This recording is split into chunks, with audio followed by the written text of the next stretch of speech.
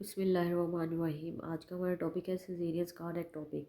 तो इसमें मैं आपको इसका ओवरव्यू दूंगी, जिसमें उन्होंने सबसे पहले इंट्रोडक्शन दिया। इंट्रोडक्शन में बताया कि ये रेयर फॉर्म है टॉपिक प्रेगनेंसी की, where by the gestational sac is fully or partially implanted within the scar cause by the previous caesarean section. ठीक है, वहाँ पे जो प्रीवियस स्कार होगा वहाँ पे गेस्टेशनल सैक नेक्स्ट प्रेगनेंसी में इम्प्लांट हो जाता है। इसका इंसिडेंस होता है 1 in 1800 टू 1 in 2500।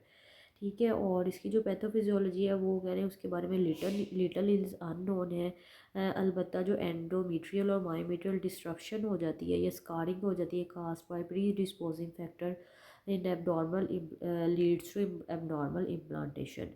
तो इसमें ये होता है कि बेसिकली इन्वेजन हो जाती है by implanting blastocyst through the microscopic track that develop from the trauma of the earlier caesarean section. ठीक है, तो इसमें नेक्स्ट ये है कि रिकरेंस रिस्क इसमें ज़्यादातर ये जो है ना प्रीवियस वन सिजेरियन सेक्शन में होता है या previous one due to breech जिसका हुआ हो ना, उसमें ज़्यादा रिस्क है सिजेरियन स्कार एक्टोपिक का। तो इसकी जो रिकरेंस है ना वो 3.2% से लेके 5% तक है। और इसके अंदर कौन कौन से फैक्टर है जो इंक्रीज रिस्क ऑफ रिकरेंस करवाते हैं, वो है uterine segment thickness <5 mm, gestational sac bulging into uterovesical folds, cesarean delivery in the rural community hospital, or history of irregular bleeding and abdominal pain during previous cesarean scar pregnancy. ठीक है, तो इसमें जो कहते हैं कि सर्जिकल मैनेजमेंट है ना वो रिड्यूस करती है रिस्क ऑफ रिकरेंस को। नेक्स्ट आ जाता है कि आपने इसका डायग्नोसिस कैसे बनाना है। तो इसमें इस डायग्नोसिस में पेशेंट को ज़्यादातर स्लाइड ब्लीडिंग हो सकती है, डिस्कम्फर्ट हो सकती है। ठीक है, और रेयर केसेस में ये होता है कि एक्यूट पेन और प्रोफ्यूज विजाइनल ब्लीडिंग हो सकती है। अगर हीमोडायनेमिकल पेशेंट अनस्टेबल हो रहा है और कोलैप्स हो रहा है ना सस्पेक्टेड सिजेरियन स्कार एक्टोपिक में, तो इसका मतलब है कि उसको जो है ना इंट्रा एब्डोमिनल जो ब्लीड और रप्चर हो रहा है। ठीक है, तो नेक्स्ट आपने इसका जो इमेजिंग कौन कौन सी मोडेलिटी आप यूज़ करते हैं डायग्नोसिस के लिए, तो इसमें अल्ट्रासाउंड जो है ना वो मेन डायग्नोस्टिक टूल है। ठीक है, और इसके अलावा आप इसमें ट्रांस विजाइनल 3D अल्ट्रासाउंड भी यूज़ कर सकते हैं और डॉपलर अल्ट्रासाउंड भी यूज़ कर सकते हैं, या फिर आप जो है ना MRI भी यूज़ कर सकते हैं। ठीक है, जो अल्ट्रासाउंड पे आपको क्राइटेरिया मिलेगा ना उसमें ये होगा कि एम्प्टी यूट्रस होगी और क्लोज सर्वाइकल क्लोज या एम्प्टी सर्वाइकल के नान होगी, प्लेसेंटा या कोई भी गेस्टेशनल सैक है ना वो एम्बेडेड होगा scar of the previous caesarean section, और ट्राइंगुलर राउंडेड या ओवल शेप गेस्टेशनल सैक होगा that fills the niche of the scar, और थिन और एब्सेंट मायोमेट्रियल लेयर होगी बिटवीन द सैक और ब्लैडर। ठीक है, यॉर्क सैक एम्ब्रियो या कार्डिक एक्टिविटी मे और मे नॉट प्रेजेंट। ठीक है, एविडेंस ऑफ फंक्शनल टोफोब्लास्टी या प्लेस डॉपलर के ऊपर जो है ना वो हाई फ्लो और लो इम्पिडेंस होगी, और नेगेटिव स्लाइडिंग स्कैन अल्ट्रासाउंड पे होगा। ठीक है, नेक्स्ट इसकी क्लासिफिकेशन है। टू टाइप्स है इसकी। टाइप 1 होती है एंडोजेनिस, जिसमें ये होता है कि उस सिजेरियन स्कार प्रेगनेंसी जो है ना एम्बेडेड होती है ऑन द स्कार, और इसकी ग्रो होती है टुवर्ड्स द सर्वाइको इस्थमिक या फिर कैविटी की तरफ।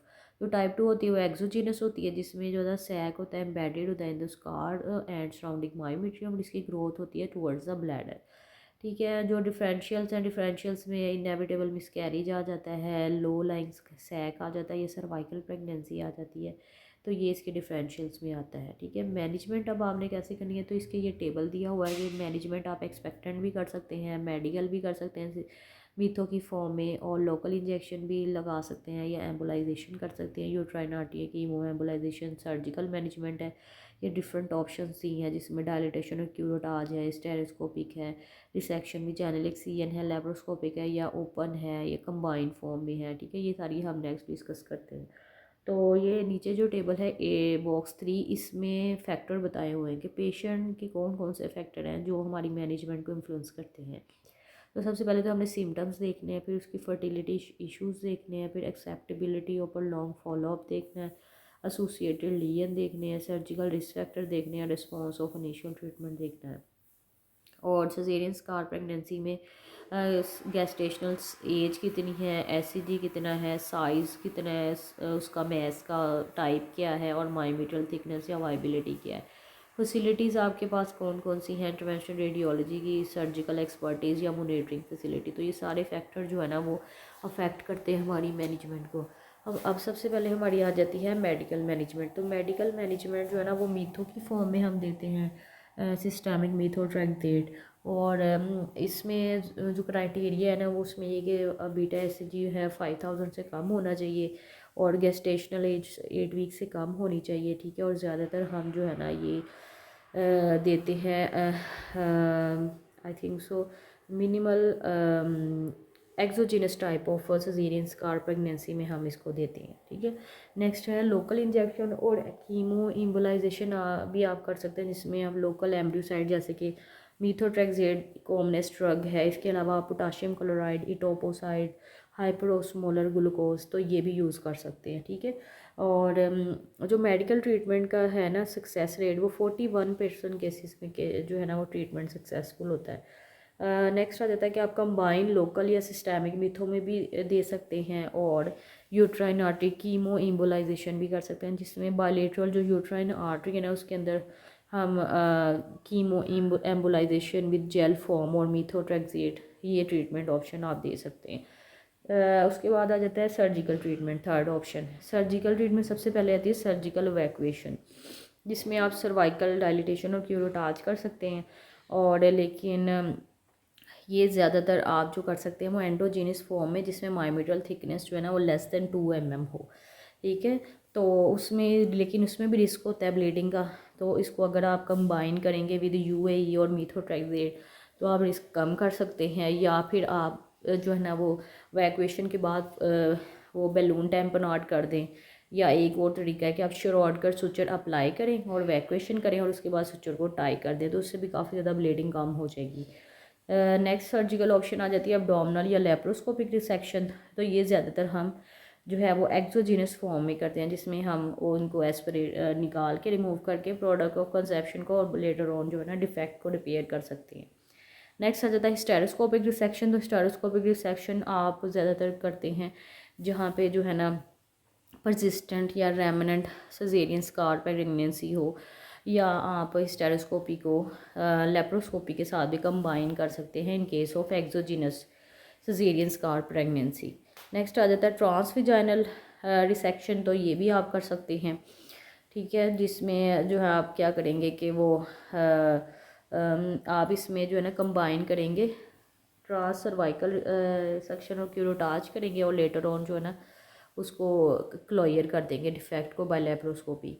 और इसके बाद कंबाइन भी आप कर सकते हैं, ठीक है। एक्सपेक्टेड मैनेजमेंट जो है ना वो रेयर केसेस में होती है, इसमें ये कि अगर तो पेशेंट जो है ना वो इसमें एंडोजीनियस टाइप ऑफ प्रेगनेंसी हो टूवर्ड्स द यूट्राइन कैविटी और पेशेंट एसिम्प्टोमेटिक हो, नॉन वाइबल या फिर non viable caesarean scar pregnancy हो, उसमें आप कर सकते हैं। एक और ऑप्शन ये है कि पेशेंट जो है ना वो टर्मिनेशन डिक्लाइन कर रही है क्योंकि वो because of their perceive reduce chance of future conception, तो वो एक्सपेक्टेड मैनेजमेंट पे ही रहना चाहती है कि मे बी ये लेटर ऑन जो है ना यूट्राइन कैविटी में ग्रो हो जाए, लेकिन आपने उसको रिस्क ऑफ रप्चर, हेमरेज और नीड ऑफ हिस्टेक्टमी ज़रूर बता देनी है और क्लोजली मोनिटर करना है और इसमें सी सेक्शन को प्रेफर करना है। एक और आ जाता है क्राइटेरिया, एक और चीज़ है heterotopic pregnancy with caesarean scar pregnancy, के एक स्कार में प्रेगनेंसी होगी और साथ ही उसकी इंट्रायूट्राइन प्रेगनेंसी भी होगी। तो इसमें जो है ना यही ट्रीटमेंट ऑप्शन है कि आप सजेरियन स्कार प्रेगनेंसी जो है ना वो अगर एक्सोजीनस है तो आप उसको लेप्रोस्कोपिक रिमूव कर सकते हैं, ठीक है। या फिर आप उसमें लोकल इंजेक्शन और पोटाशियम क्लोराइड लगा के नॉर्मल यूट्राइन इंट्रायूट्राइन को कंटिन्यू कर सकते हैं, ठीक है। नेक्स्ट ये जो नीचे है ना चूजिंग अ ट्रीटमेंट, ये बहुत इंपॉर्टेंट है टेबल, इसमें हम ये अब इसको गौर से पढ़ लेते हैं कि एक्सपेक्टेड मैनेजमेंट जो है ना वो नॉर्मली रिकमेंडेड नहीं होती, रेयर सिचुएशन में होती है, ठीक है।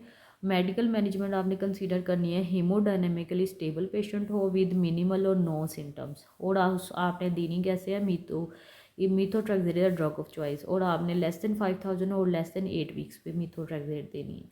जो इंट्रालीजनल आप इंजेक्शन दोगे ना मीथो का विद सैक एस्पिरेशन, वो उसमें हायर चांस है सक्सेस रेट का, वो भी आप स्टेबल पेशेंट में कंसीडर कर सकते हैं। जो सर्जिकल मैनेजमेंट है वो आपने उन पेशेंट को देनी है जिनमें सिग्निफिकेंट सिम्टम हो या वो मेडिकल ट्रीटमेंट को डिक्लाइन कर रहे हो, ठीक है।